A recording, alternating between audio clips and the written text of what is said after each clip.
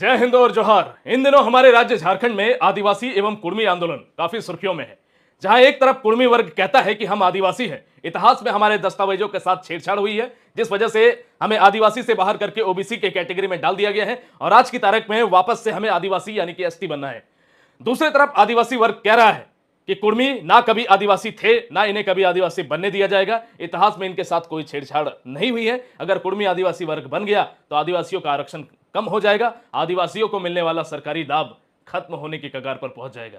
तो चलिए आज के सेशन में हम लोग समझते हैं कि इन दोनों वर्गों में से कौन सा वर्ग सही है और कौन सा वर्ग गलत है। इतिहास के सारे दस्तावेजों को हम खंगालते हैं और पता लगाते हैं कि इनमें से कौन वर्ग सही कह रहा है, कौन सा वर्ग गलत कर रहा है। और आप लोगों को पता है कि जब भी मैं अपना कोई भी केस स्टडी बनाता हूं तो बहुत डिटेल में आप लोगों के बीच हर एक बात को, इतिहास में जो सच्चाई है वही मैं बताने की कोशिश करता हूं। तो वीडियो को शुरू से अंत तक आप देखिएगा, आपको समझ में आ जाएगा कि कौन सा वर्ग सच बोल रहा है, कौन सा वर्ग झूठ बोल रहा है। और ये दोनों जो इतना बड़ा कंट्रोवर्सी झारखंड के साथ साथ बिहार और पश्चिम बंगाल राज्य में फैल रहा है, इसका परिणाम आगे चल करके क्या हो सकता है, हर एक पहलू पे बात करेंगे। तो चलिए शुरू से बिल्कुल शुरू करते हैं।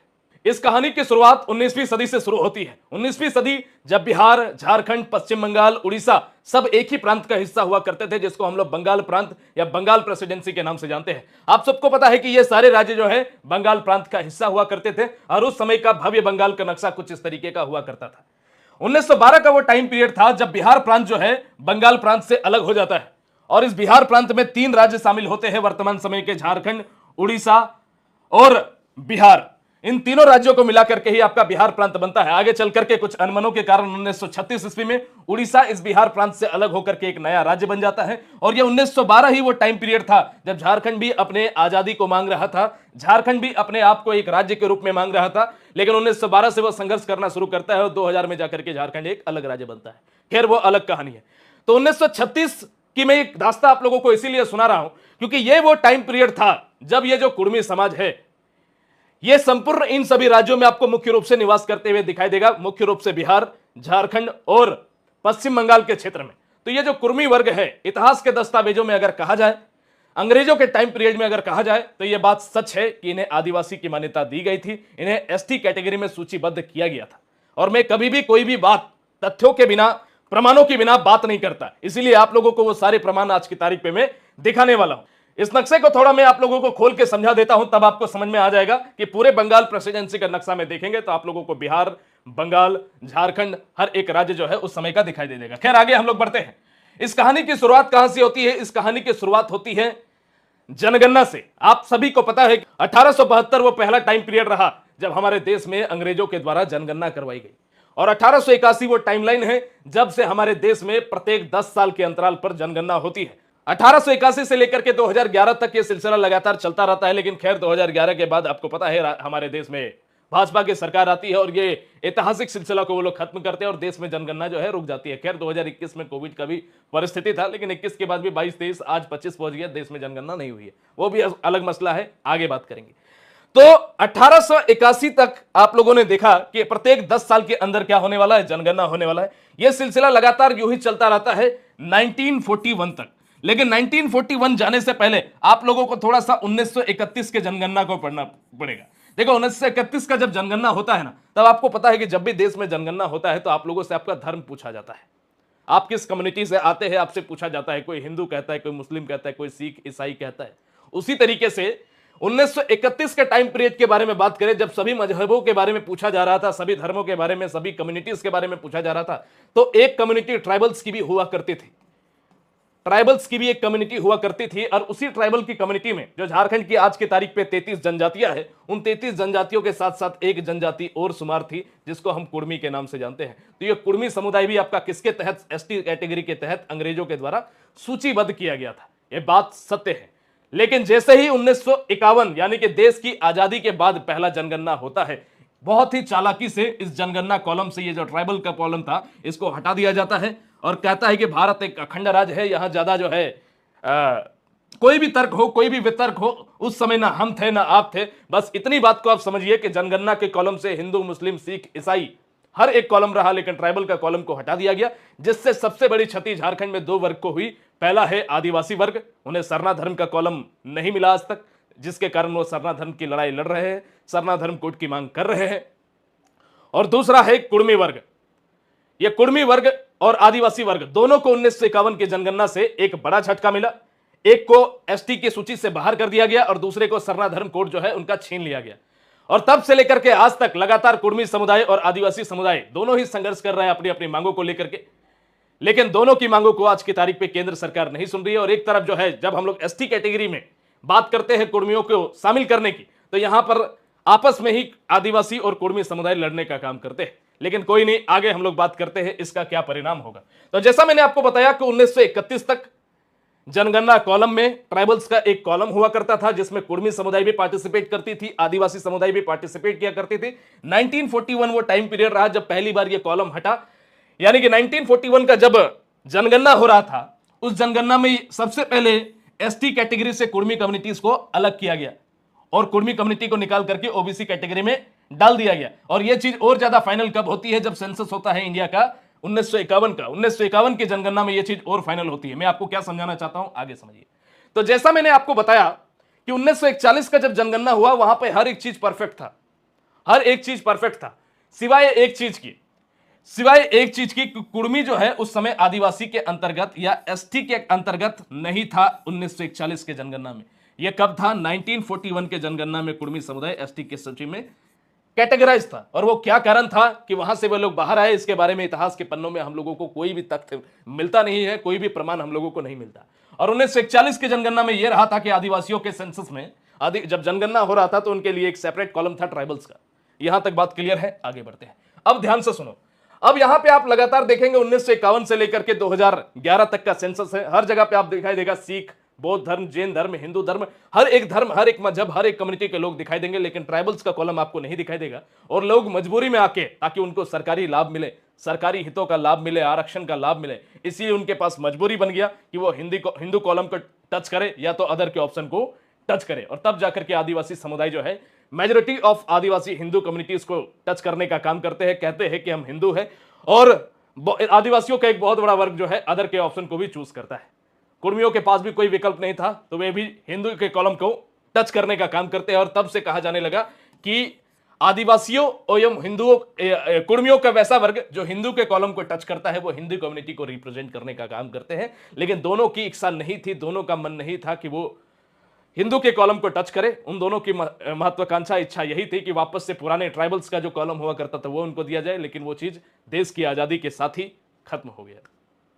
अब हम लोग आगे बढ़ते हैं। तो जैसा मैंने आपको बताया कि 1931 का जब सेंसस हुआ, वहां पे कुर्मियों को एसटी में सूचीबद्ध किया गया था, उनके लिए कॉलम भी हुआ करता था ट्राइबल्स का, लेकिन आगे चल करके ये हट गया। अब जैसा मैंने आपको बताया 1913, 1931, 1938, जितने भी इन तीनों टाइमलाइन के ब्रिटिश दस्तावेजों को देखा जाता है, हर एक ब्रिटिश दस्तावेजों में यही हमें पता चलता है, हर एक ब्रिटिश दस्तावेजों के अनुसूचित जाति एसटी की जो सूची होती है, उन सभी एसटी के सूची में देखते हैं हम लोग कि कुर्मी समुदाय जो है एसटी कैटेगरी में शामिल है। यह बात सच है, मैं 1000 बार कहता हूं, यह बात प्रमाणित है, यह बात सत्य है। अब हम लोग आगे बढ़ते हैं, कहां से यह विवाद शुरू होता है। 1931 ईस्वी में जब ब्रिटिश गजेटियर निकलता है, वहां पर भी कुर्मी समुदाय को एसटी के रूप में सूचीबद्ध किया जाता है। और 1891-92 ईस्वी में एक पुस्तक लिखी जाती है बंगाल में, जिसको हम लोग the tribes of caste of Bengal के नाम से जानते हैं। यहां भी कहा गया है कि कुर्मी समुदाय जो है एसटी कैटेगरी से ताल्लुकात रखते हैं। यहां तक बात क्लियर है। अब देखो, समय के साथ वो क्या कारण रहा, इसके बारे में हम और आप तो नहीं जानते कि कुर्मी समुदाय एसटी से बाहर क्यों उन्हें रखा गया, क्यों देश की आजादी के बाद नया जनगणना हुआ तो वहां पर आदिवासी समुदाय के लिए ना सरना धर्म कोड का कॉलम था, ना ही कुर्मी समुदाय को एसटी कैटेगरी में शामिल किया गया था। तो वो क्या कारण रहा, इसके बारे में इतिहास में हमें जवाब नहीं मिलता, क्योंकि उस समय ना मीडिया थी, ना फेसबुक आपका ये सोशल मीडिया था जहां पर आप अपनी आवाज को बुलंद कर पाए। कम संख्या में आवाज बुलंद हुई और उन आवाजों को शायद से दबा दिया गया होगा, और तभी जाकर के ये इतना सालों बाद ये दोनों मसला जो है, आज आप देखते हैं झारखंड में दो विवाद जो है काफी सुर्खियों में पिछले कुछ सालों से आपको दिखाई देता है, सरना धर्म कोड की मांग और दूसरा है कुर्मी एसटी में शामिल होने की मांग। तो यहां तक हम लोगों को पता चलता है प्रमाणों के आधार पर कि कुर्मी समुदाय जो है पहले वास्तविकता में एसटी कैटेगरी में शामिल था, लेकिन आजादी के बाद उनको हटा दिया गया। देश में संविधान लागू हुआ, संविधान लागू होने के साथ साथ सेंसस होता है, उसके एक साल बाद सेंसस होता है, जनगणना होता है, और जनगणना में आप लोगों का एक नए सिरे से तालिकाएं बनाई जाती है, और वही तालिकाएं आज की तारीख पे भी आप लोगों को दिखाई पड़ती है। चलिए अब हम लोग आगे कहानी को समझते हैं। अंग्रेजों ने इस बात का खासा ध्यान रखा था कि झारखंड के जो ट्राइबल्स है उनके अधिकारों के साथ किसी भी तरीके की छेड़छाड़ ना हो पाए। लेकिन हमारे ही देश में जब देश में सरकार बनी, हम स्वतंत्र हुए, हमें अपनी सत्ता स्थापित हुई, वहां से हर एक वर्ग को अपना सुविधा मिला, हर एक वर्ग को उनकी इच्छा पूर्ति भी, लेकिन देश में एक बड़े वर्ग को नाराज कर दिया गया उन्हीं के धर्म कोड को लेकर के। अब आगे बढ़ते हैं। अब ये जब दो घटनाएं सामने आई तो 1950 से लेकर के आज की तारीख तक, यानी कि 75 वर्षों से कुर्मी समुदाय और आदिवासी समुदाय, ये दोनों ही समुदाय अपनी अपनी मांगों को लेकर के लड़ाई लड़ रहा है। लेकिन समस्याएं कहां पर खड़ी हुई, अब हम लोग यहां से चर्चा करना शुरू करते हैं। देखिए, जब झारखंड के बारे में हम लोग बात करते हैं तो यह बात सच है, झारखंड की माटी में सबसे पहले यहां के ट्राइबल्स का आगमन हुआ। झारखंड की माटी में सबसे पहले जंगलों को साफ करके रहने योग्य यहां के आदिवासियों ने बनाया था। जब कुर्मी समुदाय के बारे में बात करें तो वह अगल बगल के राज्यों से झारखंड में आकर बसने का काम किया है। लेकिन यह सिलसिला इतने सालों पहले का है, ये इतने सैकड़ों सालों पहले का है, इसलिए कुर्मियों को भी हम झारखंड का मूलवासी कहते हैं, आदिवासियों को भी हम लोग झारखंड का मूलवासी कहते हैं। आदिवासी अगर झारखंड का एक मेजोरिटी ऑफ पॉपुलेशन है तो कुर्मी भी झारखंड में 22% यानी कि एक मेजोरिटी ऑफ पॉपुलेशन के रूप में विद्यमान है। लेकिन मूल रूप से जब हम लोग बात करें तो झारखंड में जंगलों को साफ करके रहने योग्य आदिवासियों ने बनाया था, और कुर्मी समुदाय बिहार, पश्चिम बंगाल जैसे राज्यों से आकर के झारखंड में बसे और यहां पर जमीनें खरीद करके यहां पर स्थापित हुए। इतिहास के दस्तावेजों को खंगाले तो उनका एक बड़ा वर्ग जो है इसी तरीके से झारखंड में बसने का काम किया है। अब हम लोग आगे बढ़ते हैं। अब जब मैंने आप लोगों को बताया कि आजाद भारत में कुर्मी समुदाय को एसटी कैटेगरी से जब बाहर कर दिया गया, तो इसीलिए केंद्र सरकार का विरोध करते हुए कुर्मी समुदाय पिछले कई वर्षों से, हर बार 2022 से मुख्य रूप से ये लड़ाई आप लोगों को दिखाई पड़ती है कि ये रेलवे ट्रैक को रोकते हैं और रेलवे ट्रैक को रोक करके वापस से ये मांग रखते हैं कि हमें आदिवासी की कैटेगरी में शामिल होना है, हमें आदिवासी का दर्जा चाहिए, हमें एसटी कैटेगरी में शामिल होना है। यही लड़ाइयां जो है काफी समय से चलती आ रही है। जब कुर्मी समुदाय ये मांगों को रखता है तो आदिवासी समुदाय भी जो है बहुत कड़ा इसका विरोध करता है, और विरोध करने के साथ सड़क से लेकर के, ट्रेन से लेकर के हर एक जगह पर काफी भारी संख्या में आकर के कुर्मियों का एक तरीके से विरोध करने का काम करता है कि कुर्मी समुदाय कभी भी आदिवासी नहीं हो सकते। आदिवासी यहाँ के मूलवासी हैं। आदिवासी यहाँ पर जंगलों को साफ करके सबसे पहले रहने योग्य बनाए हैं। कुर्मी समुदाय यहाँ पर जमीनों को खरीद करके बसे हैं, और कुर्मी समुदाय का पूरा परंपरा, कई सारे कारण आदिवासी समुदाय कहते हैं, जैसे कि कुर्मी समुदाय जो है पूरी तरीके से क्षत्रिय अपने आप को कहता है, पूरी तरीके से अपने आप को क्षत्रिय कहने का काम करता है। आप कुर्मी समुदाय को देखोगे कि हिंदुओं की तरह वो पूजा पाठ करता है, उनके गोत्र हिंदुओं की तरह है, उनके धर्म गुरु हिंदुओं की तरह है, उनके ब्राह्मण, उनके रीति रिवाज, उनके शादी विवाह, उनका बच्चे का जब जन्म होता है, हर एक चीज हिंदुओं की तरह है। हम आदिवासी समाज भले ही सरकार की मजबूरी के कारण हमें धर्म कोड नहीं मिला, लेकिन आज भी हमारी परंपराएं अपनी हैं। हम भले ही हिंदू के कॉलम पे टिक करते हैं, लेकिन हमारी अपनी परंपराएं हैं, हमारा अपना अस्तित्व है, हमारा अपना एक रीति रिवाज है, लेकिन आपका हर एक चीज जो है हिंदुओं की तरह मिलता जुलता है। तो इसीलिए आप कभी भी एसटी की सूची में शामिल नहीं हो सकते। आप चाहे आपका ओरिजिन जहां से हुआ है, बिहार से, पश्चिम बंगाल के क्षेत्र से, तो जहां से आपका ओरिजिन हुआ है वहां पे जाकर के आप इन मांगों को रख सकते हैं, लेकिन यहां पर आप नहीं रख सकते। अब देखो, यही मांगों के बारे में बात करें तो पश्चिम बंगाल और बिहार में भी कुर्मी समुदाय का, बिहार में आप कुर्मी को कुर्मी के नाम से जानते हैं। तो जब पश्चिम बंगाल में ऐसी ही मांगे उठ रही थी और पश्चिम बंगाल के कोलकाता के हाईकोर्ट में जब यह याचिका दायर किया गया कि कुर्मी समुदाय को एसटी में शामिल होना है, तो कोलकाता हाईकोर्ट इसको नकार देता है। कोलकाता हाईकोर्ट इस अधियाचना को रद्द कर देता है और कहता है कि कुर्मी समुदाय आदिवासी नहीं बन सकता। और इसी बात का हवाला देते हुए आदिवासी समुदाय कहता है कि कलकत्ता हाईकोर्ट में जाकर के देखिए, अगर आप वास्तविकता में आदिवासी बनने के हकदार होते तो हाईकोर्ट का आदेश आपके सामने है। जब हाईकोर्ट ने कह दिया तो तथ्यों की जांच करके की होगी। तो हाईकोर्ट का मानना जो है वही हम लोगों का भी मानना है, जिस वजह से आप आदिवासी नहीं बन सकते। अब देखो यहां पे, तब से जाकर के अब तक आदिवासी और कुर्मियों के बीच में एक भयानक लड़ाई आप लोगों को देखने को मिलती है। दोनों गुट एक दूसरे का विरोध करने का काम करता है, दोनों गुट एक दूसरे का अपमान करने का काम करता है, और दोनों गुटों का अपना एक वोट बैंक भी है। सरकारें भी आप देखेंगे, अलग अलग पॉलिटिकल पार्टियां भी इन सभी दोनों वर्गों को रिप्रेजेंट करने का काम करता है। जहां एक तरफ हम कुर्मियों के बारे में बात करें तो आज की तारीख पे आप देखेंगे कि आजसू पार्टी और नई बनी जेएलकेएम पार्टी, ये दोनों पार्टी कहीं ना कहीं कुर्मी वर्ग का नेतृत्व करने का काम कर रही है, उनके आवाज बनने का काम कर रही है। और वहीं दूसरे तरफ अगर बात कर दे तो यहाँ पे झारखंड मुक्ति मोर्चा, कांग्रेस, ये इन मसलों पर बात करने का काम कर रही है, आदिवासियों को रिप्रेजेंट करने का काम कर रहे हैं। लेकिन जब हम कांग्रेस को अगर छोड़ दे, उनका कोई टिप्पणी फिलहाल नहीं आ रहा है। और वहीं अगर हम बात करें बीजेपी का, तो भारतीय जनता पार्टी भी यहां पर पूरी तरीके से न्यूट्रल बनी हुई है ना। आगे बात करते हैं हम लोग। तो जैसा मैंने आपको बताया कि हर बार पिछले 2-3 सालों से हम लोग देख रहे हैं, 2022 से लेकर के अभी तक कुर्मी समुदाय अब तक 4 बार रोको आंदोलन कर चुका है। पहला आंदोलन इनका 20 सितंबर 2022 को हुआ, 5 अप्रैल 2023 को दूसरा, 20 सितंबर 2023 को तीसरा, और ठीक इसी टाइम पीरियड में इस साल आपको 2025 में दिखाई दे रहा है 20 से 22 सितंबर 2025 को आपका चौथा कुर्मी रेल रोको आंदोलन हुआ। इन रेल रोको आंदोलन से आंदोलन को क्या परिणाम मिलता है पता नहीं, लेकिन आम जनता को काफी परेशान होता है। तो आंदोलन का यह तरीका थोड़ा सा गलत है, ठीक है, क्योंकि ये जो है सरकार केंद्र कभी भी, है ना, इससे क्या होता है कि देश को भी काफी नुकसान होता है। विरोध करने का और भी तरीका है, लेकिन चलो भाई, अगर ये विरोध करने का तरीका, मेरा मानना है ये है, क्योंकि इससे सरकार को भी काफी नुकसान होता है, आम जनता को भी काफी नुकसान होता है। एक वर्ग के कारण देश के संपूर्ण जनता को दिक्कत नहीं होना चाहिए। ये आंदोलन करने का एक गलत तरीका है। खैर, हम लोग आगे बात करते हैं। तो एक तरफ जहां पर कुर्मी समुदाय रेल रोकने का काम करता है, वहीं आदिवासी समुदाय इनका विरोध करने के लिए सड़कों पर उतर आता है पारंपरिक हथियारों के साथ, अपने सरना धर्म का जो पारंपरिक वस्त्र है उसको पहन करके, और दोनों में तू में चलती है। दोनों में जो है एक तरीके से कंट्रोवर्सी, विवाद चल रहा है। दोनों ही कम्युनिटी जो है बड़े बड़े रैलियों को करने का काम कर रहा है, बड़े बड़े आंदोलन को करने का काम कर रहा है, बड़े बड़े जनसैलाबों को एकत्रित करने का काम कर रहा है। और झारखंड में ये पहला नहीं है, लेकिन आज की तारीख पे बात करें तो ये मसला बहुत बड़ा हो गया है, बहुत कंट्रोवर्शियल हो गया है, बहुत विवादित हो गया है, और बहुत भयंकर तरीके से आग की तरह ये आंदोलन जो है बड़ा होने का काम कर रहा है। आगे बात करते हैं। इधर जब झारखंड में हम लोग रामदयाल मुंडा जनजातीय कल्याण शोध संस्थान के बारे में बात करें तो आदिवासियों को रिप्रेजेंट करते हुए ये कहते हैं कि हिंदुओं के समान, जैसा मैंने आपको बताया कि कुर्मियों का गोत्र है, पूजा पद्धति है, इनके धर्म गुरु ब्राह्मण रीति रिवाज हर एक चीज हिंदुओं से मिलता जुलता है, और ये पूरी तरीके से संपन्न है।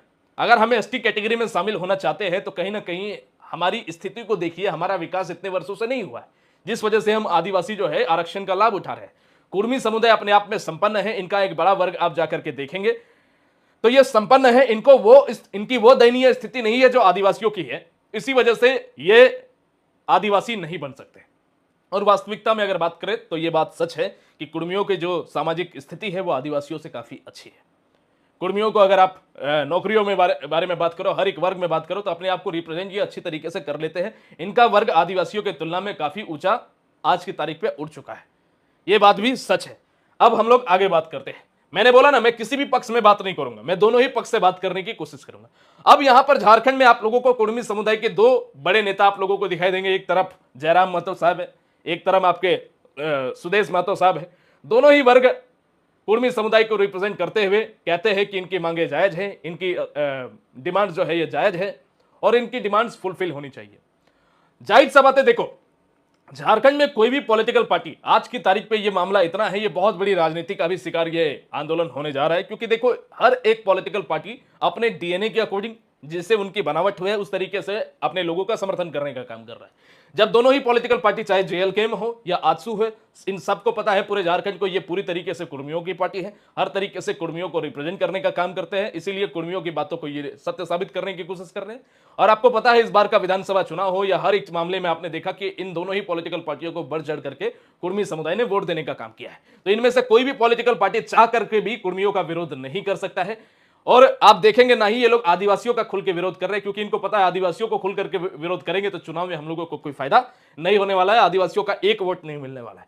दूसरी तरफ अगर हम लोग बात करें तो इधर से आदिवासियों का नेतृत्व अजय तिर्की साहब कर रहे हैं, और पूरा इनका जो समाज है ये कहने का काम कर रहा है कि किस तरीके से राजनीति का शिकार जयराम महतो से लेकर के सुदेश महतो साहब किस तरीके से राजनीति कर रहे हैं, और कुर्मियों की एक नाजायज मांग को जो है उठाने का काम कर रहे हैं।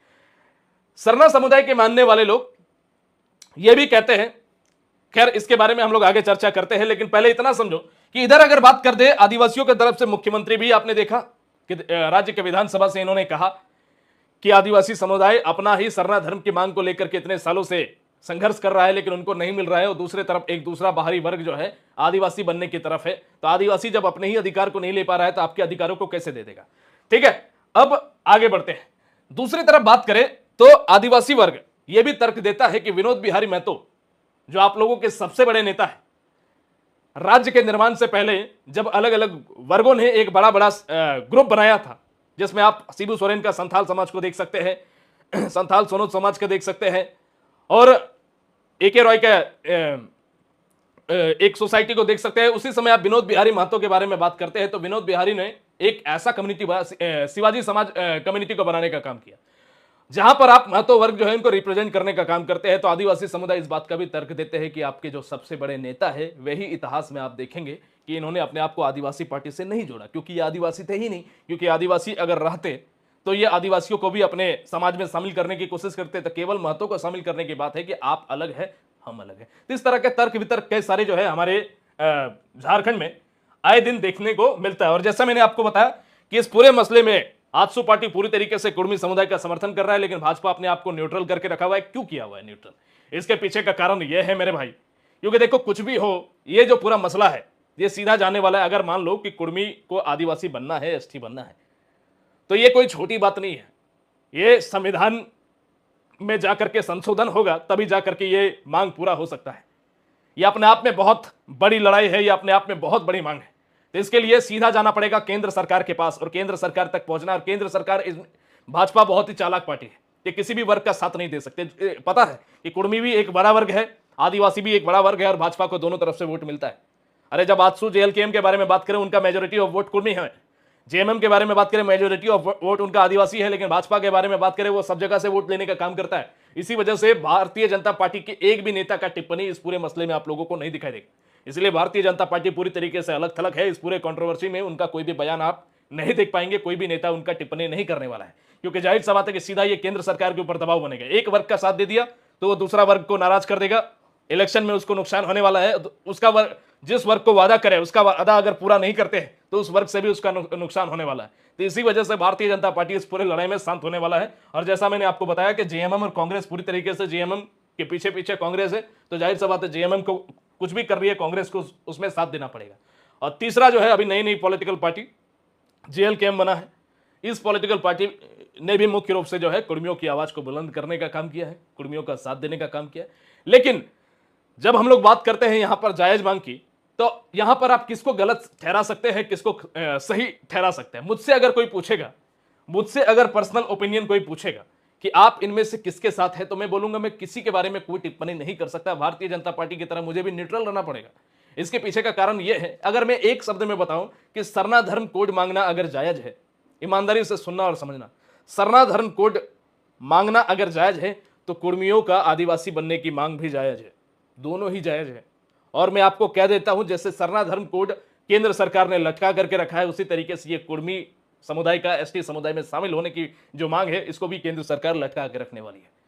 मेरा ये पर्सनल ओपिनियन है, मेरा ये मानना है कि ये जो भी विवाद हो रहा है, इतना बड़ा कंट्रोवर्सी हो रहा है, इसको शांति से निपटाया जाए, क्योंकि ये इतना आसान लड़ाई नहीं है।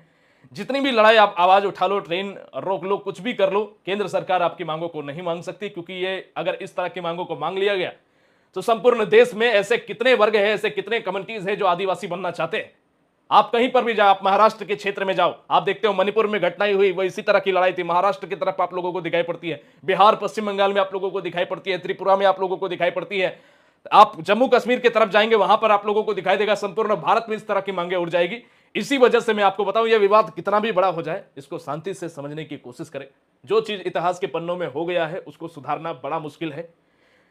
केवल और केवल केंद्र सरकार इसे कर सकती है। और केंद्र सरकार अगर इस तरह का कोई भी डिसीजन लेते हैं तो देश में अलग अलग आरक्षण की मांगे उठ जाएगी, देश में अलग अलग वर्ग जो है एसटी समुदाय में शामिल होने की मांगे करने लगेगा। तो इसीलिए यह मांग पूरी तरीके से आप मांग रहे हैं, वो हम किसी को गलत और किसी को सही नहीं कह सकते, लेकिन बस इतना ही बोलेंगे, आप कितना भी हल्ला कर ले, कितना भी शोर मचा ले, केंद्र सरकार आपकी बातों को नहीं सुनेगी। और अगर आपको विश्वास नहीं है, अगर आपको लगता है सुनेगी, तो आप भारतीय जनता पार्टी के किसी एक नेता से भी टिप्पणी करवा लीजिए, वो लोग नहीं करेंगे। तो इसका मतलब क्या है? आप ट्राई कर सकते हैं। 1932 का खतियान आज तक जो है राज्य में लागू नहीं हुआ, कितनी भी कोशिश कर लो नहीं हो रहा है लागू। सरना धर्म कोड कितने वर्षों की लड़ाई है, नहीं हो रहा है, क्योंकि कुछ ऐसे मसले होते हैं जो सॉल्व नहीं होते हैं। आप आवाज तो बुलंद कर सकते हैं, लेकिन उसका समाधान नहीं निकलता है। तो इसीलिए राज्य के सभी वर्गों से मेरा यही कहना है कि आप शांति बनाए रखिए। विरोध करना अच्छी बात है, अपने हक की लड़ाई के लिए विरोध कीजिए, लेकिन शांति बना करके दो वर्ग आपस में दुश्मन ना बने। आदिवासी समुदाय और कुर्मी समुदाय दोनों ही समुदाय राज्य के जो है दो पिलर की तरह है, दो हाथों की तरह है। दोनों ही पिलर अगर टूट जाए तो घर ढह जाएगा। उसी तरीके से दोनों ही वर्ग अगर आपस में इतना विरोध करेंगे, और जिस तरीके का उग्र विरोध करेंगे, विरोध करना भी अच्छी बात होती है, लेकिन उग्र विरोध करना जो है कहीं ना कहीं गलत होता है। हर एक पॉलिटिकल पार्टी अपनी राजनीतिक रोटियां सेकने के लिए आप लोगों को अलग अलग तरीके से उकसाने की कोशिश करेगा, लेकिन आप अपनी समझदारी का परिचय दीजिए, विरोध कीजिए, लेकिन कोशिश कीजिए कि उससे किसी को परेशानी ना हो, आम जनता उससे परेशान ना हो। आपकी लड़ाई जिससे है उस समाज की आप विरोध कर रहे हैं, लेकिन आपस में किसी भी तरीके का मतभेद, आपस में किसी भी तरीके का उग्र लड़ाई ना हो। यानी कि जो आप आज की तारीख पे देख पा रहे हैं कि जिस तरह के हिंसात्मक घटनाएं आज की तारीख पे दिखाई पड़ रही है, हिंसात्मक यह आंदोलन नहीं होना चाहिए। बस यही मेरा आप लोगों से जनरल ओपिनियन है। तो आशा करेंगे आज के इस सेशन में आप लोगों को यह पूरा कंट्रोवर्सी समझ में आया होगा कि कुर्मी वर्सेस आदिवासी आंदोलन क्या है। आगे के सेशन में मैं आप लोगों को कुर्मी समुदाय का पूरा इतिहास और इस इतिहास को बताने वाला हूं कि कुर्मी समुदाय का वास्तविक इतिहास क्या है, क्योंकि आज तक मैंने आदिवासियों के इतिहास के बारे में काफी चर्चा की है। तो आप कुर्मियों के इतिहास के बारे में भी मेरा ऐसा मानना है कि आप लोगों को पता होना चाहिए। तो इसीलिए अगले सेशन में हम लोग उसी के बारे में बात करने वाले हैं। तो आशा करेंगे यह सेशन आप लोगों को पसंद आया होगा। अगर आपको पसंद आया है तो नीचे अपना ओपिनियन देना ना भूलिए। कमेंट बॉक्स में अपना पसंदीदा आपका जो भी ओपिनियन है आप रखिए। कोई भी वर्ग मेरा अगर इस पूरे वीडियो के दौरान अगर किसी को कोई बात से आहत लगा है तो उसके लिए मैं पहले ही सॉरी बोलूंगा, क्योंकि जो भी मैं बात बोलता हूं वो फैक्ट के आधार पर बोलता हूं, तथ्यों के आधार पर बोलता हूं, बना करके बोलना हूं। क्योंकि मैं कोई भी वर्ग, मैं ना आदिवासी हूं ना मैं कुर्मी हूं, मैं झारखंड का एक स्थानीय निवासी हूं 1932 का प्रमाण लेकर के। तो बस इतना हम कहना आप लोगों को चाहेंगे कि एक वर्ग ऐसा है जो राज्य में सुख और शांति और समृद्धि चाहता है, तो बस उसी वर्ग से हम ताल्लुकात रखते हैं। तो आशा करेंगे ये सेशन आप लोगों को पसंद आया होगा। मिलेंगे आप लोगों से किसी नेक्स्ट सेशन में। तब तक के लिए सभी को जय हिंद, सभी को झारखंडी जोहार।